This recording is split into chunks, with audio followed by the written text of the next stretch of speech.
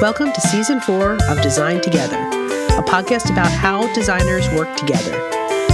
This season, we'll be focusing on folks who are just in the first few years of their careers. We'll call it Starting Out. My name is Abby Guido, and I am your host.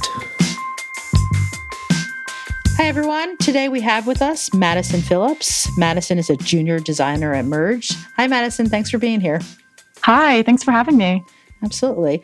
So I want to start and have you kind of take us back, thinking about when you entered higher education, what your original goals were, and hear a little bit about if you continued on that path or if things changed.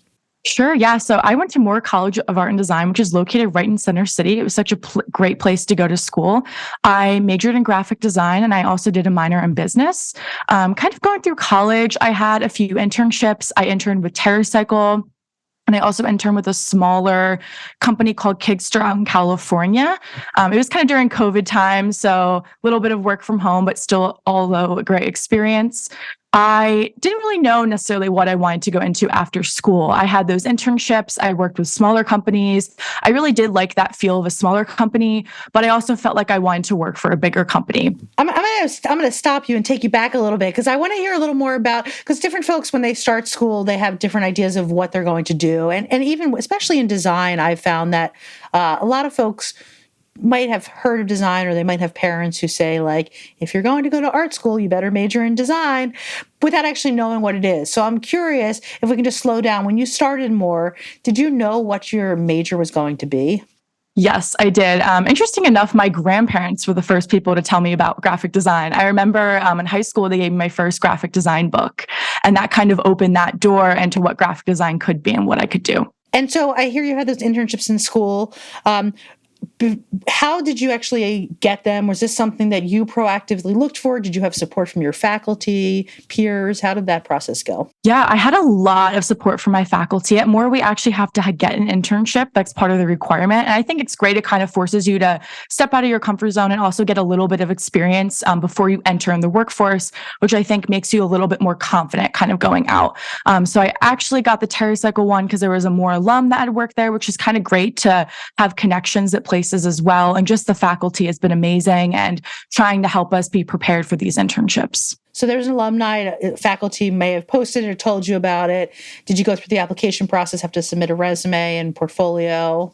Yes, I submitted a lot of resumes, a lot of cover letters, but I think it was all worth it in the end. So. And so the first internship, will you tell us a little bit about that experience? Sure. So Kigster is a small company. They do kids cooking kits that actually get sent out. And I feel like in the height of COVID, that was their prime time of kids being home alone with their parents. It was really great. I worked on a 5-person team there. It was like a marketing person, another designer. I worked directly with the owner of the company, which was super great. And it was just really nice to work on a smaller team and get that kind of feel. It was just a fun company and fun design work with that company. So that was your first internship. And then what drove you to get a second? Is that also required, or was that just you decided on your own that you wanted to continue to gain experience? Yeah, it wasn't required, but I really loved TerraCycle. I loved their company. I loved their mission. TerraCycle is a company that promotes recycling, and they do a whole bunch of different programming. And I just really loved what they were trying to do. And their company is just so much fun. And so that internship, did you also have to apply for that? Was that through a connection again? Yes, I had to apply for that one as well. So while you were in school, finishing school your last semester, what type of support did you get to start helping you plan for how do you find a job? What does that process look like? We actually had a professional development class, junior to senior year. So that kind of taught us how to write resumes and all of that kind of stuff and applying. I've kind of found that with getting a job after school, it's like you just have to send out a bunch of different applications, a bunch of resumes, and just kind of see where you land. And that's basically my whole story of how I got my current job. I think I sent over like 100 applications and resumes. So it is a process, but it's worth it in the end. So when you did graduate, did you have a sense of what area of design you were interested in? Was there a focus when you were looking for jobs, or did you cast a wide net? I'm going to be honest, absolutely not. I kind of just was seeing where it took me. I had some experience at smaller companies. I had a couple of ideas in mind. I was like, oh, maybe I could work at Vanguard. I really liked their team and what they did. But I just kind of searched around. I applied to really anything that seemed interesting to me. And kind of here we are. Were there any goals? I know some folks, feel right now like they really want to work in person, or maybe they really want to work in home. Were there any kind of underlying goals that you said, if I could get that dream job, it would have these qualities? Yeah, I think my dream job, just I really want to be a part of a team that's really passionate about what they do. You don't have to come to work and love every single minute of work every day, but I think having that team and being really positive and really working together, I think it helps make the workday go by faster and just kind of makes the work that you're doing even better. And that's something that was super important to me, working on a team and working with others. Now you graduate, and we're going to slow this down because I know you had a little bit of a path getting to your current position. So you graduate in May, I'm guessing. Mhm. Tell us a little bit about that initial search. Like, where did you actually look? You mentioned you're applying to a lot of jobs. Where are you doing this? And how did that all go? Yeah, so I looked on LinkedIn, and I think LinkedIn is one of the best resources to find a job. I love how people are sharing jobs, different things are kind of going on. It's just a great place to kind of scroll and look. And sometimes you get like an easy apply where you can apply in a couple seconds. And I started actually generating a list in an Excel document of, okay, these are all the places that I applied to, just to kind of keep track and also just to see like what kind of jobs am I applying to. After college, about a couple months after I graduated, I landed a job with this company in Philly. It's a paper store called Paper on Pine, and I designed wedding invitations. It was a really great experience, although it was not my dream job. But I really gained a lot of experience. And then after that, I applied to a lot more jobs after that, and I landed my current position at Merge. So a lot of folks, take the first job because they're looking and they're, looking at the calendar and they're hearing peers getting jobs and they feel a little bit of pressure, to take something. Was that kind of the situation? Because you only stay there for a certain amount of time. Did you know when you took that job, like this is just kind of a stop on my path to what's next? Yes, I was definitely a stop. And I think, honestly, I think it's okay to have that stopping point, that step to get to another step. I think a lot of times people think they have to graduate and land to this amazing, awesome job. I think that doesn't really go that way. I think kind of the path to your career is, it's not exactly straight. And I think that's something that people, don't be afraid if you kind of have to take a step to take another step. So at Paper and Pine, was there ever a moment when you got that job where you thought, okay, maybe I'll be happy? Or did you actually take that job and know in your head, I'm going to keep on looking? I think I took the job knowing that I was going to keep on looking, but it was still a very exciting time of, oh my God, I landed my first job out of school. So there was a lot of excitement there. And I did really enjoy the environment there as well. So I totally similarly, like when I graduated, which was a long, long time ago, the economy wasn't great. And I had a goal that I knew I wanted to live in New York. And so my goal was take whatever job I could get to take New York. And similarly, I think I stayed there from August till November. So about 4 months, the whole time knowing, I was going to keep looking. I do want to hear a little bit about how you balance that, because I think what can happen is you take a job and a new job can become overwhelming and you're learning new things. How did you balance having that job while continuing to look for more work? It's definitely hard, but I felt like my schedule with the first job was actually part-time. So I felt like there was a lot of opportunity for me to kind of have some moments where I could look for a job. I didn't apply for, I think, as many as I did initially, right when I graduated school, but I would say I applied to about 20 of them and heard back from a couple of them. And then I heard back from my current employer. I want to hear a little bit about this current employer. I want us to walk through your interview process with them. So, where did you find the job? And if you could kind of go step by step and explain to us how that process worked. Sure. Yeah. So I actually found the job on the AIGA job board. And I think that is also another great place to look. I did not think that I would end up working environmental graphic design. I think it is so cool. So I applied through the AIGA job board. It took me a couple weeks to hear back. I had an interview on a Monday. I had asked for my references on a Tuesday, and I got the job on a Wednesday. So it Wow. happened very fast. That is very, very unusual. Was that interview in person or was it on Zoom? It was on Zoom. Okay. And so you interview Monday, you Mhm. get the job offer on Tuesday. When you get the job offer, do you accept it right away, or was there any negotiation in that process? Yeah, so I had kind of thought about it. I knew that I really did want this opportunity in this job. Like I kind of knew that in the back of my mind. There was some negotiation, I think, with salary, and they were really great in accommodating me for that. And I think something else too is don't be afraid to ask for more, because I think that you're worth more. And, if they really like you and they want you to work on their team, they will be super accommodating to that. And my job has been super accommodating since day one. So I really appreciate them for that. Awesome. Yeah. I mean, I always tell my students and other folks that I talk to that, when it comes down to it, it is a business and everyone's trying to get the deal that works best for them. And that Right. when they start a salary negotiation, that's their starting point, and that we should always be, there's obviously exceptions where it's an amazing offer and there really is, no reason to need to, but mostly, especially those early jobs, there's definitely room for having a discussion. You seem very confident about the process, and I'm curious if that was from the business side of your degree you got, how you kind of gained that understanding at this age to do that type of negotiating. Yeah, I think a lot of it was through my business classes and from my faculty. I think they really pushed a kind of, you could ask for more, don't be afraid. But also my grandfather, who worked in business for years, he was the one that kind of taught me how to negotiate. And I say, like, talk to your parents, like, talk to your family, because they might have some good advice as well. So I can kind of thank him for that little boost of confidence there.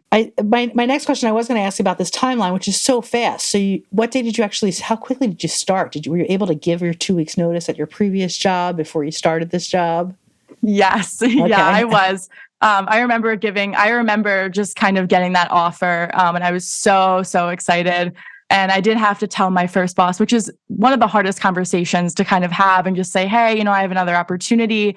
But I did it. And my first job, they were very excited for me, even though they're kind of sad to see me go.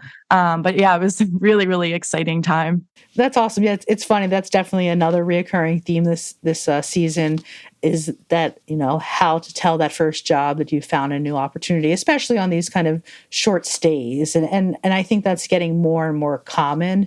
And I'm happy to hear so far from everyone that all their past employers were very excited for them and supportive of the move. So that's great to hear. So you start this job. Can you talk to us a little about the onboarding process there? Sure. So, kind of day one, I started on a very simple project. We actually put together proposals, and that's kind of the process of how we get jobs. So, that was the first thing that I did. And I think it was a really great thing to start with, because not only did I kind of learn this like very simple thing of putting together a proposal and kind of what to look for, but I also saw all of the work that they did, because we have to include different projects and things into it. So it was really great to kind of see a little bit more of who they were while I was putting together this project. But it's really kind of, the onboarding is kind of learning as you go. Different problems will come up that we have to solve, and it's just more learning experience kind of as you go. Can you elaborate a little bit more on kind of what your day-to-day looks like? I know you're still there. How long have you been there now? I've been there for about a year and a half. Okay. And so what does a typical day for you look like? Yeah, so usually my job is a typical 9 to 5. I come in, it's kind of different every day, which is really exciting. Some weeks I'll have a lot of meetings with clients, which I really love meeting with clients. I think it's a really nice change of pace. Other times I'm designing signage. Sometimes I'm designing maps. Sometimes I'm putting together proposals or analysis. So it kind of depends on what the work looks like every single week, which is great. I think it's nice to be a little bit different every single week. And how much practice are you getting? How much involvement are you in actually presenting the ideas to the clients? I am actually very involved. And I think that's something that's super positive about being a part of a smaller team, is that I've really been able to jump in and work on a lot of different things across the board. And I really love talking to clients. So I would say that's one of my favorite things, just kind of meeting with them and seeing how excited they are about projects that we're working on for them. Yeah, it's been great so far. Do you have any stories of when the mark was missed and how that went? Because it's great when everything goes well, but there's always moments of some, maybe the ideas just don't align. Yeah, sometimes I really like to dig deep. And for my job, we actually get to travel and visit these places. It could be like a city or a town. And sometimes I really like to pick the very niche inspiration kind of side to it. So sometimes I'll present it and the client will be like, what? But it's like something that I think is super interesting. So sometimes it's really cool because that's just kind of my idea. But sometimes the client is like, I think that's a little bit too niche, even though that on my design side, my brain is saying, this is so cool. So just kind of little things like that. Do you feel like you're able to separate that from kind of a more of a personal attack? I mean, it's basically like the continuation of a critique, but in the professional setting. Yes, I think it's honestly easier in a professional setting to get critiqued, and I don't really know why. I don't have an explanation for it, but it just seems like everybody is kind of getting critiqued, right? Everybody on the team, it's not just you, and it feels more in a professional environment. So it feels a little bit easier to get critiqued because you realize that this is also an extension for a place of learning. So it's a little bit easier to kind of take those critiques from clients. Yeah, and I think part of it is too, that there's money involved and that they're paying. And it's a Right. tricky one, right? Because when you're a student and you're, having a conversation with a faculty member or peers and you're explaining your idea, unless it is a class project that has an external client, in the end, it really is, it's what you want it to be. But now suddenly we have this client that is paying the firm money for this product. And so while, of course, we're trained designers and we bring a lot of knowledge, and that's why they hire us, they're also the client who know they know their building, they know their location, they know their own customers or their clients. And so I think that, their feedback then comes from an educated place, and that changes the conversation a little bit. Right. Absolutely. So you've been there a year and a half, and I can tell you love the job. So I don't think you're trying to leave, but I'm just curious, kind of, you seem like a person who probably has a 5-year plan and a 10-year plan. So, so what are you kind of thinking about in your future? Yeah, honestly, I think I really enjoy where I am. I think environmental graphic design is so unique, and I think not a lot of people know that it exists in the field. And I just want to be a part of that. I want to be a part of that smaller narrative to create signage, and I think signage is super important. So yes, you're absolutely right. I have no plan to leave. I absolutely love what I do, and I think it's just so exciting and so interesting. And there's a lot of different problems to solve than other designers might have. Well, Madison, this was super, super informative, and I think a lot of folks are going to feel inspired by your story. So thank you so much for coming on today and sharing it with us. Thank you so much for having me.